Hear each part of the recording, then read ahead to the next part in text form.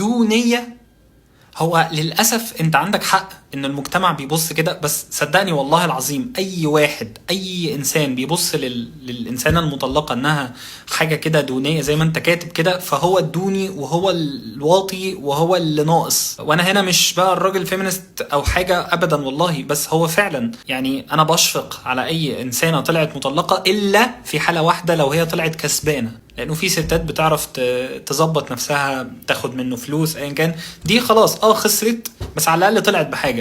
انما فعلا في ستات تانية على النقيض تماما بيطلع عينها وبيتخرب بيتها ومعاها اطفال، وطبعا انت فاهم انه هيبقى صعب تاني الجوازه، ولو هتتجوز فرز تاني. يعني استكمالا للستوري اللي فاتت عشان دي اخر ستوري وبعد كده هدخل انام، الراجل راجل في الاول وفي الاخر، يعني هو راجل فمش هيعيبه حاجه، تاني يوم هيروح يتجوز. انما اللي فعلا بيشيل خراب البيت كله فهي الست. وللاسف انا شخصيا اعرف تجارب كتيره لناس هي كانت متجوزه ذكر ليس رجل، يعني ذكر مكتوب في البطاقه ذكر، لكن هو عار على الرجاله ويمكن عار على الستات كمان، يعني ما ينفعش يتحسب ست حتى. لو كانت نظره الناس للست المطلقه زي ما انت كاتب دونيه، فعلا حقيقه مكان اشرف الخلق سيدنا محمد اتجوز سيده مطلقه علشان يثبت لك انه ما يعيبش الست غير اخلاقها بس.